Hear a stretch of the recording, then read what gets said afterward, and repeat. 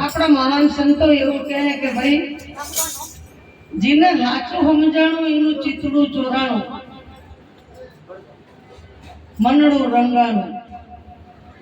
આવા સંત વિવેકી સુરા અખંડ આનંદ में રહે, ભજન ના હોય ભરપૂરા. સાચું સમજાણું જેનું ચિતડું ચોરાણું, એનું ભીતર ભીંજાણું.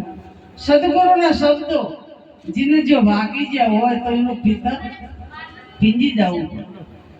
અને એને સત્ય વસ્તુની જો પ્રગતિ થઈ ગઈ હોય અને એને જાણ થઈ ગઈ હોય તો એને કેવું પડે નહીં.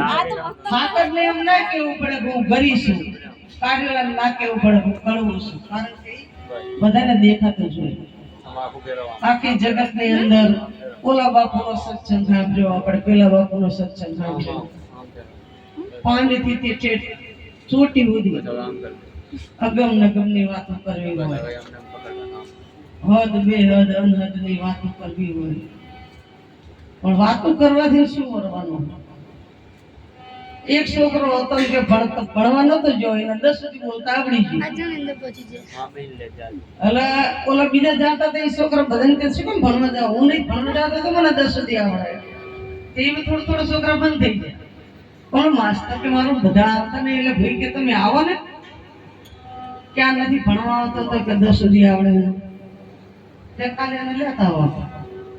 આ છોકરાને લઈ જાય જઈ અને સાહેબ તો એકડો બગડો ધગડો લખવા માંડ્યો. બોલ કે આ શું?